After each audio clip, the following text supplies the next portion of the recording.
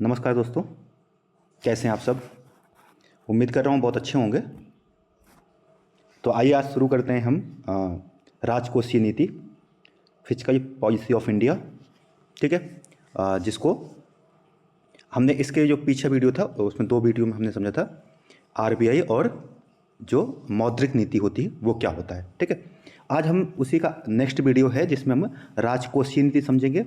इसके 3 वीडियो आएंगे। इसमें जो फर्स्ट आज जो वीडियो है इसमें हम थोड़ा बेसिक समझेंगे, टैक्स क्या है, ठीक है, और राजकोषीय नीति होती क्या है। फिर इसका दूसरा एक सेकेंड पार्ट आएगा जिसमें हम पूरी राजकोषीय नीति के प्रभाव समझेंगे कि अर्थव्यवस्था में इसके क्या प्रभाव होते हैं। और जो तीसरा वीडियो आएगा उसमें हम बजट के बारे में समझेंगे कि बजट क्या होता है, बजट कैसे बनता है, ठीक है, और बजट की पूरी प्रोसेस समझेंगे। ठीक है दोस्तों, तो आज हम क्या समझने जा रहे हैं? आज समझने जा रहे हैं बेसिक इंट्रोडक्शन अबाउट राजकोषीय नीति, यानी कि फिजिकल पॉलिसी के बारे में हम जितना भी इंट्रोडक्शन होगा वो समझेंगे। ठीक है, आइए देखिए समझते हैं। देखिए थोड़ा समझते हैं। मौद्रिक नीति समझौता हमने कि बनाती है आरबीआई। तो मौद्रिक नीति कौन बनाता है? आरबीआई। जो राजकोषीय नीति है ये कौन बनाती है? सरकार। आप समझे ना, राजकोषीय नीति यानी कि राजकोष। राजकोषीय नीति का अर्थ होता है सरकार के पास कितना पैसा है। अब देखिए सरकार क्या होता है, सरकार के पास कुछ पैसा होता है, यानी कि सरकार की एक होती है आय, ठीक है, और एक होता है व्यय। जो आप अभी आराम सुनिए, एक होता है आय और एक होता है व्यय। आप बजट में पढ़ते होंगे कि सरकार की इतनी आय है और इतना व्यय है। यानी सरकार के पास पैसा आएगा, जो सरकार के पास पैसा आता है अभी समझेंगे कहाँ से आता है। तो सरकार के पास पैसा कहाँ से आता है? पैसा जितना आएगा उस पैसे को सरकार खर्चा करती है समाज के जो नागरिक हैं, अपने नागरिकों को तरक्की करने में, वेलफेयर में, ठीक है, समाज कल्याण में। क्योंकि हमारा देश क्या है? वेलफेयर स्टेट है। ठीक है, डीपीएसपी में दिया हुआ है कि सरकार को, राज्य को जनता के हित में कार्य करना पड़ेगा। ठीक है, तो सरकार क्या करती है कि पैसे कुछ कमाती है, सरकार की कुछ आमदनी होती है, और जितनी आमदनी होती है उसका खर्च कितना सरकार करती है, यही राजकोषीय नीति है। ठीक है, जिस नीति के तहत ये होता है। आप अपने घर समझो कि आपके घर में जितनी कमाई है और उस कमाई का आप कहाँ कितना कैसे खर्च करेंगे, वो आपकी क्या है? एक तरीके से आपके घर की नीति है, राजकोषीय नीति। इसी प्रकार से देश के अंदर सरकार के पास पैसा कहाँ से आ रहा है और उस पैसे को कहाँ किस तरीके से खर्च किया जाएगा, उसको हम कहते हैं राजकोषीय नीति। ठीक है, आइए थोड़ा समझते हैं इसको। देखिए सरकार के पास आय एक होती है आय, ठीक है, और एक होता है सरकार का व्यय। ये जो आय होती है सरकार की, इस आय को हम 2 तरीके से डिवाइड कर सकते हैं। ठीक ठीक है, एक होता है राजस्व आय, ठीक है, राजस्व प्राप्ति भी कहते हैं इसको, हम इसको यहाँ पे राजस्व आय कह देते हैं। और एक होता है पूंजीगत आय, ठीक है, पूंजीगत प्राप्ति भी कह सकते हैं उसको, या पूंजीगत आय। ठीक है, तो 2 प्रकार की आय हो गई, एक हो गया राजस्व आय और एक होता है पूंजीगत आय। थोड़ा इसको समझते हैं कि राजस्व आय और पूंजीगत आय क्या होती है। ठीक है, देखिए राजस्व आय वो है जिसके, यानी जो आमदनी, जो सरकार के पास पैसा आया है उसके एवज में सरकार को कुछ भी चुकाना ना पड़े, यानी सरकार की कोई देनदारी ना हो। सरकार का पैसा है और उसके एवज में सरकार को कुछ भी नहीं देना पड़ेगा, उसे हम कहते हैं राजस्व आय। कैसे समझते हैं? सरकार के राजस्व आय के 2 स्रोत हैं, यानी सरकार के पास राजस्व आय जो है वो 2 तरीके से। एक तो होता है कर राजस्व, कर राजस्व, ठीक है, और एक होता है गैर कर राजस्व। ठीक है, गैर कर राजस्व। ठीक है, अब ये कर राजस्व क्या होता है? देखिए सरकार हम सभी से 2 प्रकार के टैक्स जो है वो रिसीव करती है, प्राप्त। एक को हम कहते हैं डायरेक्ट टैक्स, यानी प्रत्यक्ष कर, ठीक है, और एक होता है अप्रत्यक्ष कर, ठीक है, इनडायरेक्ट टैक्स। ये 2 प्रकार के कर होगा, टैक्स होगा। एक को कहेंगे प्रत्यक्ष कर, एक को कहेंगे अप्रत्यक्ष कर। ठीक है, अब समझिए। देखिए सरकार को जैसे हम आय कर देते हैं, अभी समझेंगे प्रत्यक्ष कर क्या कितने प्रकार के होते हैं। अभी समझिए जैसे आयकर है, ठीक है, अब आयकर जो हम चुकाते हैं क्या उसके एवज में सरकार हमें कुछ देती है? नहीं। यानी अगर आपकी एक स्पेसिफिक आय से ज़्यादा आय है तो आपको उसमें कुछ ना कुछ कर देना पड़ेगा, टैक्स देना पड़ेगा, जिसके एवज में सरकार हमें कुछ नहीं चुकाएगी, यानी सरकार की कोई देनदारी नहीं है।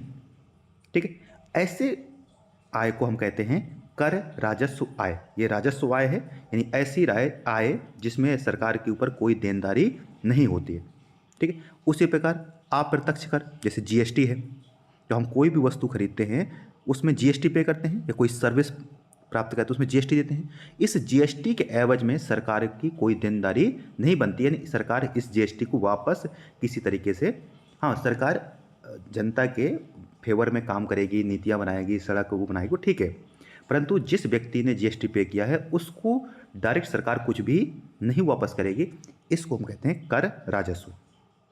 तो दो बातें, कर राजस्व वह आय है सरकार की, यानी कि राजस्व आय क्या है, वह आय जो सरकार को, जिसके एवज में सरकार की कोई देनदारी नहीं होगी, ठीक है, उसे हम क्या कहते हैं, राजस्व आय।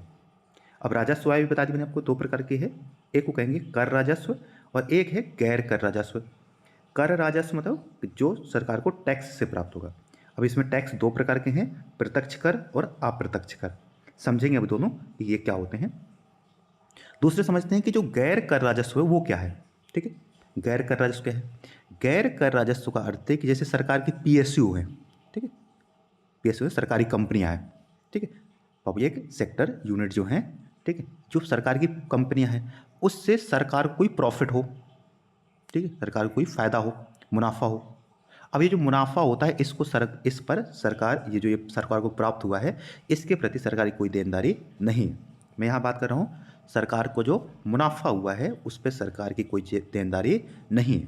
ठीक है, उसी प्रकार से अगर सरकार ने किसी को कर्ज दे रखा है और उससे ब्याज प्राप्त हो, यहाँ पर बात कर रहा हूँ ब्याज प्राप्त हो, ब्याज प्राप्त हो, ठीक है, सरकार को किसी कर्ज के एवज में ब्याज प्राप्त होता है, ये भी आपका क्या है, राजस्व आय है। यानी ऐसी इनकम जिसके एवज में कुछ भी सरकार को नहीं खर्च करना पड़ेगा। तो सरकार का एक तो प्रॉफिट हुआ किसी पीएसयू से, सरकार को ब्याज प्राप्त हुआ किसी भी सेक्टर से, ये सरकार के क्या है, या सरकार किसी प्रकार का जैसे चालान हो गया, ठीक, ये हो, इससे जो पैसा आता है वो भी क्या है, एक तरीके का गैर कर राजस्व है। ठीक है, तो ये जो सारे हैं इनको हम क्या कहेंगे, गैर कर राजस्व। तो कर राजस्व, गैर कर राजस्व, ये हो गई राजस्व आय। ठीक, अब आते हैं पूंजीगत आय क्या होता है। पूंजीगत आय ऐसी आय है जिसमें सरकार के ऊपर एक क्या है, देनदारी होगी सरकार के ऊपर, लायबिलिटी, यानी सरकार उसके प्रति जिम्मेदार है कि सरकार को उसको किसी न तरीके से चुकाना पड़ेगा। ठीक है, अब ये क्या होते हैं समझते हैं एक बार। जैसे सरकार ने किसी से उधार उठाया है, कहीं से सरकार ने जो कर्ज लिया है, ठीक, सरकार की आय तो है, परंतु इस कर्ज के एवज में सरकार को यह कर्ज वापस देना पड़ेगा। जो सरकार के ऊपर डेब्ट है, कर्ज है, वह चाहे देश के अंदर से हो चाहे देश के बाहर से हो। हम कर्ज के बारे में आगे समझेंगे डेब्ट क्या होता है। अभी समझिए कि सरकार के ऊपर जो कर्ज होता है, चाहे वो कर्ज देश के अंदर से हो चाहे बाहर से हो, चाहे डोमेस्टिक हो चाहे फॉरेन हो, वो भी सरकार के ऊपर क्या है, पूंजीगत आय है जो सरकार को चुकानी पड़ेगी। दूसरा, सरकार का कोई पीएसयू है, ठीक, उस सरकार के पीएसयू को डिसइन्वेस्टमेंट करें। डिसइन्वेस्टमेंट में सरकार अपनी हिस्सेदारी को बेचे। यहां ध्यान रखना बात क्या है, हिस्सेदारी को बेचे, हिस्सेदारी बेचना, अर्थात सरकार उसको प्राइवेटाइज करे। सरकारी कंपनी को या सरकारी सेक्टर को सरकार क्या करती है, अगर डिसइन्वेस्टमेंट करती है, उसको बेच करके पैसा कमाती है, तो ये भी एक देनदारी है, क्योंकि सरकार ने अपने एक पूंजी को कम कर दिया। ठीक है, पूंजीगत वस्तु मतलब पूंजी को कम कर दिया, तो ये भी जो आय होगी वो क्या होगी, पूंजीगत आय होगी। अच्छा, पीएसयू जो प्रॉफिट आया था वो तो राजस्व आय थी, परंतु अगर सरकार अपने पीएसयू को बेचती है या उसमें हिस्सेदारी को बेचती है, ठीक, डिसइन्वेस्टमेंट करती है, तो उसे क्या कहेंगे, पूंजीगत आय कहेंगे। ठीक है, तो पूंजीगत आय के दो स्रोत हैं, एक कर्ज हो गया या पीएसयू बेच करके सरकार की कोई हिस्सेदारी है, तो ये जो इस तरीके की आय होती है इसे कहते हैं पूंजीगत आय। ठीक है, इसी प्रकार से जैसे पूंजीगत आय है, इसी प्रकार से क्या होगा, पूंजीगत व्यय भी होगा। ठीक है, तो आइए देखते हैं पूंजीगत व्यय क्या होता है। ठीक,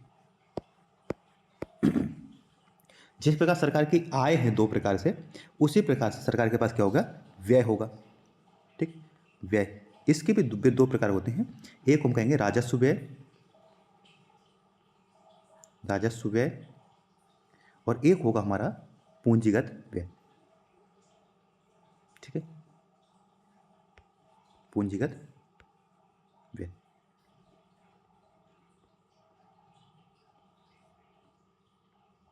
पूंजीगत व्यय। अब देखिए राजस्व व्यय क्या होता है। राजस्व व्यय मतलब ऐसे खर्चे जिससे सरकार को कोई फायदा नहीं होगा, सरकार को कोई मुनाफा नहीं होगा। सरकार के जो खर्चे हैं जिससे कोई भी हमारी पूंजी निर्माण नहीं हो रही है। जैसे समझते कैसे कि माना कि सरकार ने, ठीक है, सरकार अपने जो कर्मचारी हैं उनको वेतन देती है। सरकार जो वेतन देती है, जो भत्ता देती है, ये जो पेंशन देती है, सरकार ने जो पैसे दे दिए, सरकार के पास कुछ वापस आएगा क्या इसके एवज में? कुछ भी नहीं आएगा। यानी सरकार के कुछ ऐसे खर्चे हैं जिनसे सरकार कुछ प्राप्त नहीं हुआ। पेंशन दे दिया, वेतन दिया जो सरकारी कर्मचारियों को, भत्ता दिया, बेरोजगारी भत्ता हो गया, आदि हो गया, पेंशन दिया, ठीक है, ये जो होता है इसको हम कहते हैं राजस्व व्यय, ठीक है। क्योंकि इससे कोई भी पूंजी निर्माण नहीं हुई है, कोई भी संपत्ति का निर्माण नहीं हुआ, ठीक है। तो ऐसे खर्चे जिनसे किसी भी संपत्ति का निर्माण नहीं होता है उसे हम कहते हैं राजस्व व्यय। सरकार जो कर्ज का ब्याज चुकाती है, कर्ज नहीं ब्याज चुकाएगी, वो भी क्या है हमारा राजस्व व्यय है। तो ब्याज चुकाना वो भी क्या है राजस्व व्यय है, ठीक है।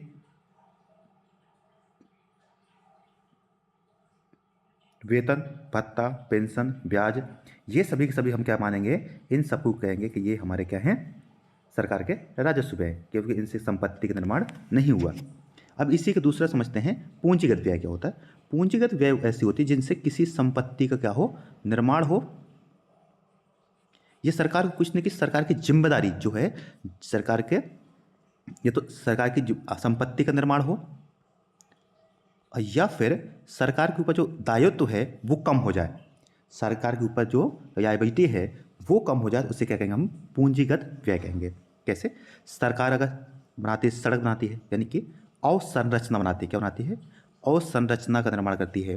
सरकार के पास जो उससे उसने बनाया, रोड बनाया, हॉस्पिटल बनाया, ये कुछ ठीक है, रेलवे का कोई PSU बनाया, कंपनी खड़ी की, ये सारी तरीके से सरकार किसी अवसंरचना का विकास करती है खर्च करके, तो उसे क्या कहेंगे, उसे कहेंगे वो है हमारा पूंजीगत व्यय, ठीक है। और देखते हैं कैसे। जैसे सरकार के पास कोई कर्ज था, पुराना कर्ज था, ठीक है।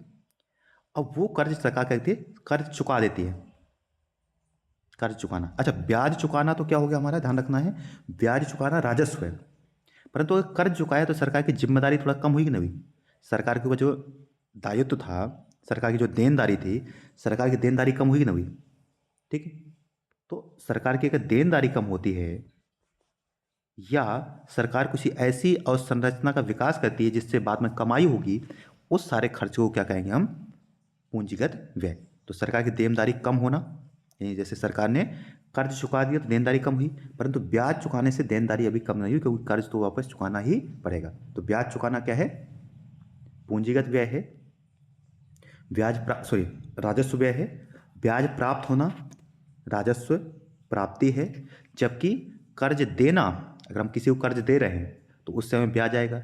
तो कर्ज किसी को दिया तो वो क्या है पूंजीगत व्यय है, ठीक है। पूंजीगत व्यय, कर्ज देना भी और कर्ज चुकाना भी, दोनों चीज समझिए।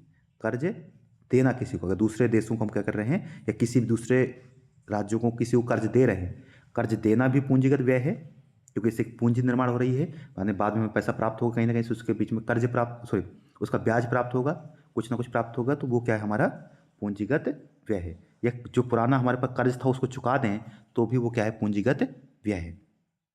ये कंपनी बना दें, सड़क बनाएं, वो सब क्या है पूंजीगत व्यय है। और इसका विपरीत, अगर हम जो हमारी अवसंरचना है उसको डिसइन्वेस्टमेंट करें, उसको बेच दे सरकार, तो पूंजीगत प्राप्ति होगी।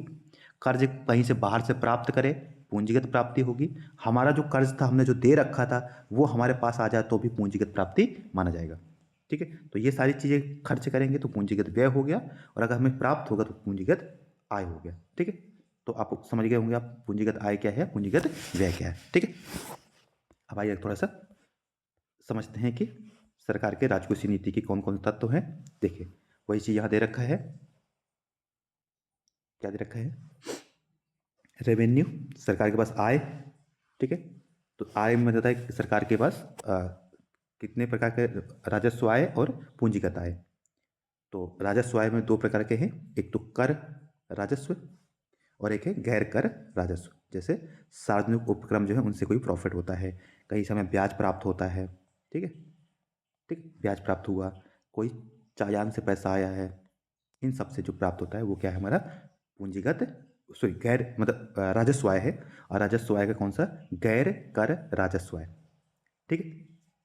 अब व्यय बाद में समझेंगे, अब यही समझते हैं थोड़ा सा टैक्स के बारे में कि हमारे पास कर जो है वो कितने प्रकार के हैं, ठीक है। तो समझ आएगा आपको कर राजस्व। अब हम समझते हैं जो हमारा राजस्व आय, राजस्व आय का दो भाग थे, कर राजस्व, ठीक है, और दूसरा सा गैर कर राजस्व। आज हम समझेंगे कर राजस्व के बारे में, ठीक है। कर राजस्व में भी दो हैं, प्रत्यक्ष कर और एक दूसरा है अप्रत्यक्ष कर, ठीक। आज हम हमारा जो फोकस होगा वो प्रत्यक्ष कर पे होगा, ठीक। तो आइए बात करते हैं कि प्रत्यक्ष कर क्या होता है, ठीक। देखिए करों को दो भागों में बांट सकते हैं हम। एक है हमारे पास प्रत्यक्ष कर, ठीक है। ये कौन से कर होते हैं, ये प्रत्यक्ष कर वो कर होते हैं जो जिस पर कराघात होता है, यानी जिस पर कर आरोपित किया जाता है वही व्यक्ति डायरेक्ट जाकर के सरकार को पे करता है। जैसे आयकर है, तो अगर आयकर आपकी आय पर कर है तो आप पर ही कर प्रभावित होगा और आप ही स्वयं जाकर के पे करेंगे, यानी आप स्वयं सरकार को पे करेंगे। जिस संस्था पर कर आरोपित किया है वही संस्था कर का भुगतान करती है, उसे हम कहते हैं प्रत्यक्ष कर। परंतु जैसे जीएसटी है, जीएसटी क्या है, अप्रत्यक्ष कर है। आप सामान खरीदते हैं तो आप टैक्स सरकार को नहीं देते, आप दुकानदार को टैक्स देते हैं, फिर वह दुकानदार यानी जो उत्पादक है वह सरकार को टैक्स पे करता है। यानी कर आप पर आरोपित किया गया परंतु आपके बजाय किसी और व्यक्ति ने सरकार को टैक्स पे किया, इसे कहते हैं अप्रत्यक्ष कर, ठीक है। परंतु प्रत्यक्ष में क्या होता है कि आप ही डायरेक्ट सरकार को पे करते हैं, इसे हम कहते हैं प्रत्यक्ष कर, ठीक है। तो जिस पर कर भुगतान करता और वहन करता दोनों ही एक ही व्यक्ति होता है, जिसने भुगतान किया और जिसने वहन किया दोनों एक ही व्यक्ति हैं, ठीक है, उसे हम क्या कहते हैं प्रत्यक्ष कर। यह आयु और आय के आधार पर भिन्न भिन्न हो सकता है। अब समझते हैं कि जो डायरेक्ट टैक्स है वो कितने प्रकार के हैं, ठीक है। तो सर्वप्रथम जो है एक हमारा वो है आयकर। मोस्ट इंपॉर्टेंट कौन सा है, आयकर, जो व्यक्तियों और कंपनियों द्वारा उनकी जो आय होती है, इनकम होती है, उस पर आरोपित किया जाता है। तो आयकर क्या है, एक ऐसा टैक्स जो एक निश्चित सीमा से ऊपर आय होने पर आरोपित किया जाता है। अगर हम भारत में बात करें तो भारत में देखिए ये कुछ एक सीमा निर्धारित की गई है 2024-25 के तहत, ठीक है। ये जो नई सीमा है हमारी कि 3, ठीक, भारत में जो आयकर है कि 3 लाख की आय पर कोई कर नहीं लगता, शून्य कर है, ठीक है। ऐसे, ठीक है, तो 3 तक के अगर आप आपकी इनकम कमाते हैं एक वर्ष में तो आप पर कोई टैक्स नहीं होगा। अगर 3 से ऊपर और 7 से कम, यानी 3 से 7 के बीच में है तो आपको अपनी आय का 5% टैक्स पे करना पड़ेगा। और अगर 7 से ऊपर और 10 तक कमाते हैं, 7 लाख से 10 तक कमाते हैं तो आपको 10% टैक्स देना पड़ेगा। और अगर 10 से ऊपर और 12 से नीचे कमाते हैं, 12 तक कमाते हैं, 10 से ऊपर और 12 तक कमाते हैं तो आपको 15% टैक्स देना पड़ेगा। और इसके ऊपर अगर आप 12 से 15 के बीच में कमाते हैं, 12 से ऊपर 15 तक पर कमाते हैं तो आपको 20% टैक्स देना पड़ेगा अपनी आय का। और अगर 15 से आप ऊपर कमाते हैं कितना भी, तो फिर आपको 30% टैक्स देना पड़ेगा। ये एक रिजीम है पूरा, ठीक है, 2024-25 के हिसाब से मैं बता रहा हूँ। तो 3 लाख तक आयकर क्या है, शून्य है, कोई आय नहीं देना। 3 से 7 के बीच में हमें देना 5%, 7 से 10 के बीच में हमें देना है 10%, 10 से ये करके 12 लाख तक के आय में देना है 15%, 12 से ऊपर और 15 तक देना है 20%, और 15 लाख से अगर ऊपर आपकी इनकम है तो उसमें आपको 30% कर देना पड़ेगा। उसके बाद चाहे आपकी कितनी भी आय हो। ये आयकर का मोटा मोटा वो है हमारे यहाँ, ठीक है। दूसरा है कॉर्पोरेट टैक्स। कॉर्पोरेट टैक्स क्या होता है, ये जो टैक्स होता है ये कंपनियों द्वारा चुकाया जाता है, अर्थात कंपनियों की जो शुद्ध आय होती है।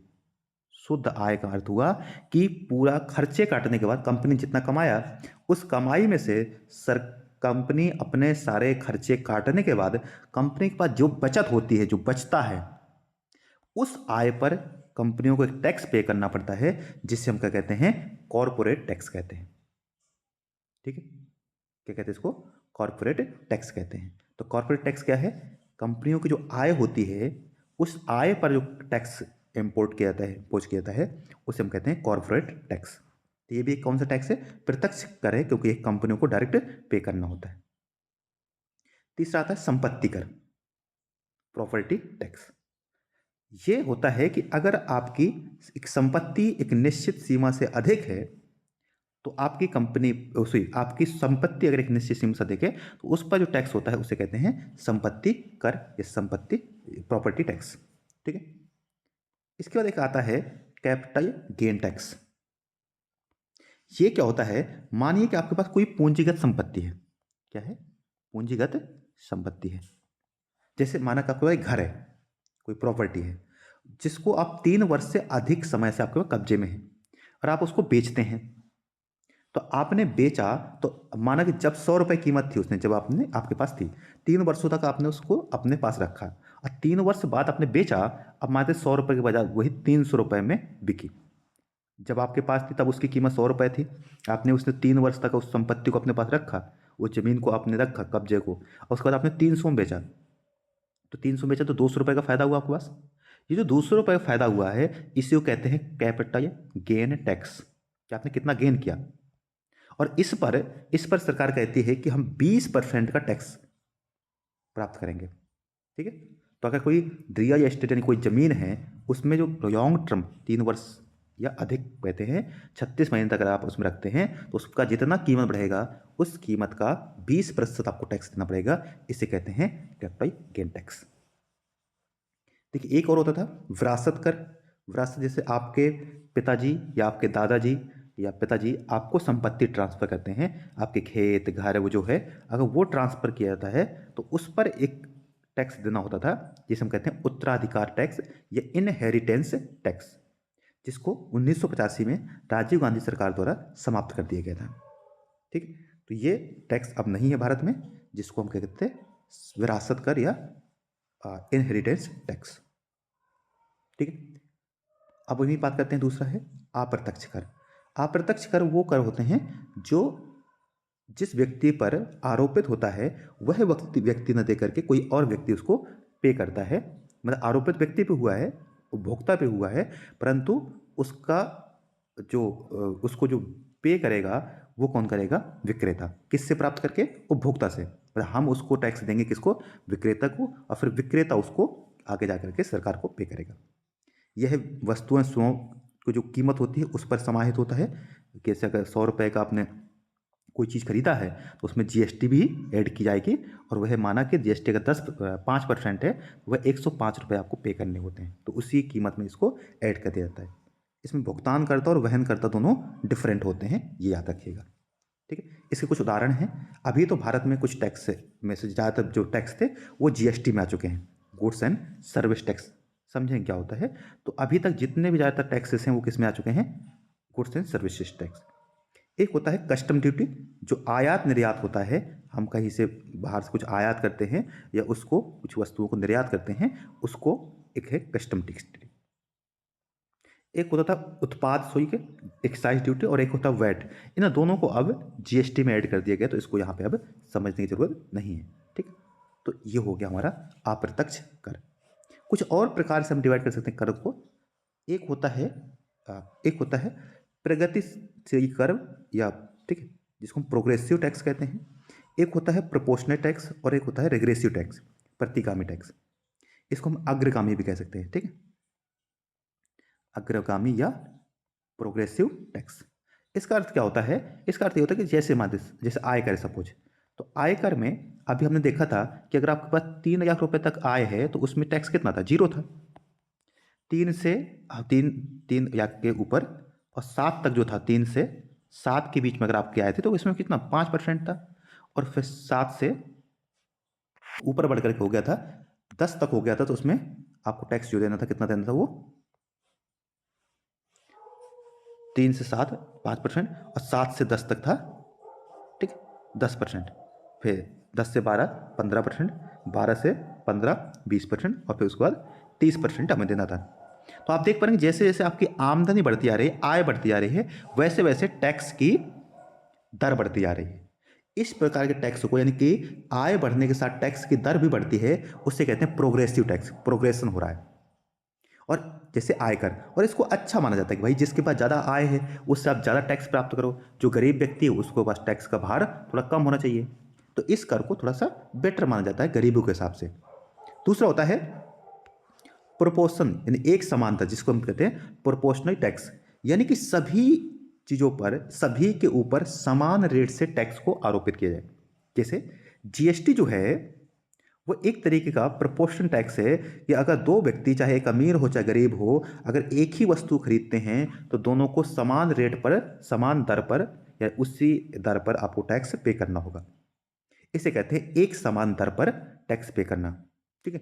तो जो जैसे कॉर्पोरेट टैक्स है, अब कॉर्पोरेट टैक्स का अर्थ है कि आपको समान रेट पर, एक ही रेट पर आपको टैक्स पे करना पड़ेगा, यानी कि आय चाहे आपकी कितनी भी हो, ये दर क्या रहेगी, स्थिर रहेगी, ठीक है।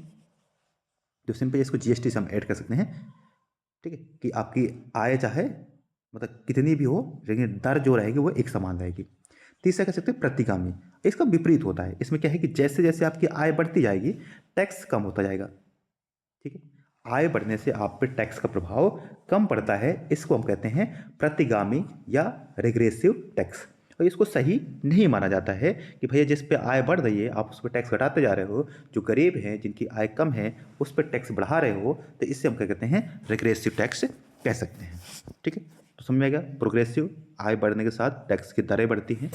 अगर एक समान कर, यानी अगर दर सभी पे समान रहे आय बढ़ने के साथ साथ, तो उसे एक समान कर कहेंगे। और दूसरा, अगर आपकी आय बढ़ रही है फिर भी टैक्स कम करते जा रहे हैं तो उसे क्या कहेंगे, हम रिग्रेसिव कहेंगे। ये इसका सीधी सी बात है, ठीक है। अब आइए थोड़ा समझते हैं जो प्रत्यक्ष कर बनाम परोक्ष कर, कि किसको हम ज़्यादा बेटर कर मान सकते हैं, किसको सही कर नहीं माना जाता है, ये कौन सा बेटर ज़्यादा है। जो प्रत्यक्ष कर जो है उसको अप्रत्यक्ष कर की तरह अपेक्षा उचित माना जाता है, यानी जो डायरेक्ट टैक्स है उसको इनडायरेक्ट टैक्स की अपेक्षा ज़्यादा सही माना जाता है। क्यों? एक तो आर्थिक असमानता को दूर करता है। देखिए अभी बताया था कि जो इनडायरेक्ट टैक्स है, जो अप्रत्यक्ष कर है, वह सभी पर एक समान दर से आरोपित होता है, ठीक है, क्योंकि वह एक समान दर से आरोपित होता है, क्योंकि यह प्रोपोर्शनल टैक्स है, जिससे गरीबों पर इसका प्रभाव ज़्यादा पड़ता है। अगर इनडायरेक्ट टैक्स ज़्यादा होगा तो उससे गरीब जनता ज़्यादा प्रभावित होगी, अमीरों पर इसका ज़्यादा प्रभाव नहीं पड़ेगा। परंतु वहीं अगर प्रत्यक्ष कर ज़्यादा होगा तो जो जितना अमीर होगा उसको टैक्स ज़्यादा पे करना पड़ेगा, गरीबों को टैक्स कम पे करना पड़ेगा, क्योंकि यह एक प्रोग्रेसिव टैक्स है। तो प्रोग्रेसिव टैक्स होने की वजह से क्या होता है कि उच्च आय जिसकी होगी उसको अधिक कर पे करना पड़ेगा, जो निम्न आय का व्यक्ति होगा, निम्न वर्ग का होगा, उसको कम टैक्स पे करना पड़ेगा जिसकी आय कम है। वहीं जो अप्रत्यक्ष कर है यह गरीबों पर अधिक अधिक आर्थिक बोझ पड़ता है। तो पूछ सकता है कि किस टैक्स से गरीबों पर अधिक आर्थिक बोझ पड़ता है, वो है अप्रत्यक्ष कर, ठीक है। नेक्स्ट है सामाजिक न्याय। अब वही बात है, उसी जुड़ा हुआ है कि जिससे क्या होगा कि जिसके पास जो धनी व्यक्ति हैं, जिनके पास संपत्ति अधिक है, तो उनसे सरकार क्या करेगी, उनसे अधिक रेट पर टैक्स को, यानी प्रत्यक्ष कर को प्राप्त करके गरीब व्यक्तियों के हित में कार्य करेगी, आर्थिक उन्नति में, सामाजिक न्याय में खर्च कर सकती है। जबकि जीएसटी तो सभी व्यक्तियों पर आरोपित होगा, जिससे वही बात है कि गरीबों की आर्थिक स्थिति और कमजोर हो सकती है, क्योंकि चीज़ें महंगी हो जाएंगी, ठीक। नेक्स्ट है कर भार का न्याय संगत वितरण हो पाएगा। कर भार का न्याय संगत वितरण हो जाएगा, यानी कि गरीब पर कम टैक्स होना चाहिए, सीधी बात है, और अमीर पर अधिक टैक्स का भार होना चाहिए, जो प्रत्यक्ष कर में ही हो सकता है, अप्रत्यक्ष कर में ऐसा नहीं हो पा सकता। नेक्स्ट है कर चोरी को रोका जा सकता है। वैसे तो क्यों, क्योंकि कर चोरी में क्या होता क्या है, जो टैक्स एवेजन है, कर चोरी है। देखो प्रत्यक्ष कर में संपत्ति जो होती है, करदाता को अपनी आय और संपत्ति का विवरण दिखाना होता है सरकार को, उसके बाद कितनी आय है, कितनी संपत्ति है, उस पर कभी भी छापा पड़ सकता है आयकर विभाग का, जिससे पता हो सकता है कि उसने अपनी अगर आय या संपत्ति को छिपाया होगा। जबकि जो अप्रत्यक्ष कर है, इसमें चोरी की संभावना बनी रहती है। जैसे आप कई बार देखते होंगे कि आपने कोई सामान खरीदा, तो उसमें अगर आपने उसमें पर्चा नहीं दिया, मतलब आपको जो रसीद है, तो ये अगर उसने नहीं दिया, जीएसटी का जो बिल है अगर उसने नहीं दिया, तो उसमें वो जीएसटी की चोरी कर सकता है। इसमें चोरी की संभावना अधिक रहती है, परंतु इसमें चोरी की संभावना नहीं रहती। जबकि आपने सामान खरीदा, आपने उसमें जीएसटी पे किया है, परंतु वह जो देश में पढ़े व्यक्ति नहीं है, उनको बिल ना दे करके टैक्स चोरी कर सकता है। तो ये इसकी संभावना बनी रहती है। ठीक है। प्रेरक प्रभाव भी हो सकता है इसका। ये क्या होता है? जो प्रत्यक्ष कर प्रणाली में दरें आय के अनुसार होती हैं। अधिक आय जो अर्जित करेगा, उस पर उत्पादकता बढ़ेगी। ठीक है, प्रेरित होगा, और इस वजह से तो इसका ठीक है। अप्रत्यक्ष कर जो होता है वो उपभोग को हतोत्साहित करता है, यानी जो गरीब व्यक्ति है, उच्च दरों के कारण अगर कीमतें ऊंची होंगी तो वह ज़्यादा खर्च नहीं कर पाएगा, वस्तु सेवाओं पर दाम बढ़ने से कीमत बढ़ जाएंगी और वह अधिक खर्च नहीं कर पाएगा। इससे क्या होगा? उस आर्थिक असमानता बढ़ेगी। इसी को कहते हैं प्रेरित नहीं होते हैं, योग उपभोग करने में हतोत्साहित होते हैं। और ज़्यादा उपभोग नहीं होगा तो देश में क्या होगा? मांग कम हो जाएगी। मांग कम होगी तो फिर वही उत्पादन घटेगा। तो इस तरीके से ठीक है। अब यहाँ दो शब्द और समझते हैं, फिर इसको खत्म करते हैं। एक शब्द है कराघात और एक है करापात। पहले समझते हैं करापात क्या होता है, टैक्स इंसिडेंस क्या होता है। कर अपात, ठीक है। करापात का अर्थ होता है कि किसी कर का वास्तविक प्रभाव किस व्यक्ति पर पड़ रहा है, यानी बोझ किस पे पड़ रहा है। ठीक है, यानी कि अर्थात उस कर को कौन पे कर रहा है। ठीक है, तो सीधी बात है कि कर का आघात, कर का आपात, यानी कर कौन पे कर रहा है। ठीक है, सिंपल है कि यह करदाता शुरू होता है, ये कि उसी पर समाप्त नहीं होता है। जैसे सरकार जो है पेट्रोल पर टैक्स कर लगाती है, कई कंपनियां इस कर को उपभोक्ता पर स्थानांतरित कर देती हैं। सीधी बात है। तो अंतिम बोझ किस पे पड़ा? उपभोक्ता को। मतलब अगर आपने कोई वस्तु खरीदी, ठीक है, आपने फ़ोन खरीदा, उस फ़ोन पर जो जीएसटी है वो कौन पे करेगा? आप पे करेंगे, यानी आप बोझ आप पड़ा। जबकि जिसने दुकानदार ने फ़ोन बेचा है वो टैक्स पे करेगा, परंतु उस पर प्रभाव नहीं पड़ा, वो प्रभाव आप पर पड़ा है। इस वजह से कहेंगे कि करापात किस पर हो रहा है? वह व्यक्ति जिस पर कर का प्रभाव पड़ता है। ठीक है, ये बताता है।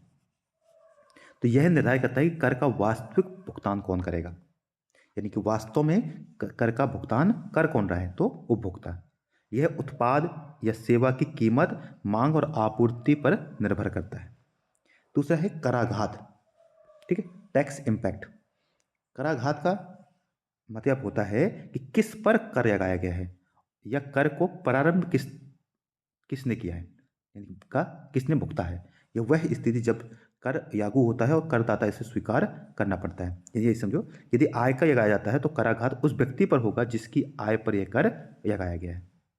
तो यानी सिंपल बात है कि यदि कोई व्यक्ति सीधे कर टैक्स पे करता है, डायरेक्ट पे कर रहा है, तो उसे कहेंगे कराघात, कि किसने आघात को सहा है। ठीक है, और कर आपात मतलब कि कर को किसने ट्रांसफर किया गया है दूसरे पर। ठीक है, तो यानी यह कर लगाने की प्रारंभिक स्थिति दर्शाता है कि प्रारंभ में किस पे कर आरोपित किया गया। उसमें क्या था कि कर आरोपित किसी पे किया गया था, और चूंकि भुगतान उसको किसी और ने किया है। सरकार ने कंपनियों पर कर आरोपित किया था, परंतु उस कर को भुगतान किसने किया है? उपभोक्ता ने। तो जब कर आरोपित किसी और पर हो और उसका भुगतान कोई और कर रहा हो, तो उसे कहते हैं कर आपात। और इसमें क्या है कि जिस पर आरोपित किया गया हो वही भुगतान करता है, तो उसे कहते हैं कराघात। ठीक है, तो सीधी बात है, करापात और कराघात। ठीक है, तो ये हुआ हमारा कराघात और करापात। उम्मीद करता हूँ कि यहाँ तक आप समझ गए होंगे कर क्या होता है। हम नेक्स्ट वीडियो में जो है, ये थोड़ा सा वीडियो काफ़ी बड़ी हो गई है, जिसमें हम जीएसटी के बारे में समझेंगे, जीएसटी क्या है, और ठीक, जीएसटी क्या है, जीएसटी कब आया, उसके क्या विशेषताएं हैं, और थोड़ा सा और कुछ विशेष प्रकार के जो टैक्स हैं, इनडायरेक्ट टैक्सेस, उनके बारे में समझने की कोशिश करेंगे, कुछ प्रश्न करेंगे, और फिर राजकोषीय नीति किस प्रकार से कार्य करती है, कैसे, ये सारी चीज़ों को हम नेक्स्ट वीडियो में देखेंगे। तो मैं उम्मीद कर रहा हूँ कि आपको ये अभी तक की बातें समझ में आई होंगी। यदि आपका कोई सुझाव है तो कमेंट के माध्यम से नीचे पूछ सकते हैं। ठीक है दोस्तों, और बाकी आप सुझाव भी दे सकते हैं कि हम और क्या नया करें। हाँ, ठीक है दोस्तों, तो सब्सक्राइब कर दीजिएगा, अपने दोस्तों के साथ साझा कर दीजिएगा, ताकि हम थोड़े मोटिवेशन प्राप्त हो और हम कुछ और अच्छा या नया कर सकें। ठीक है दोस्तों, तो जय हिंद, वंदे मातरम।